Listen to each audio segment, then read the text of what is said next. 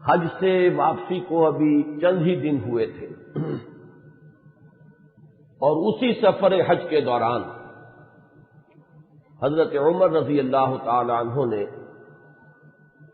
ایک موقع پر زمین پر لیٹ کر اور ہاتھ آسمان کی طرف پھیلا کر اللہ سے دعا کی تھی کہ پروردگار، میری ذمہ داریاں بہت بڑھ گئی ہیں، اب میرے اعضاء میں ضعف ہے، میں کمزوری محسوس کر رہا ہوں، رعیت بہت بڑھ گئی ہے جس کی ذمہ داری ہے، تو مجھے تو اپنے پاس بلا لے اور اٹھا لے اس سے پہلے کہ میں اپنی ان ذمہ داریوں کے بارے میں مسئول بن جاؤں اور ان کا حق ادا نہ کر سکوں۔ تو روایات میں آتا ہے کہ اس کے بعد چند ہی دن اس دنیا میں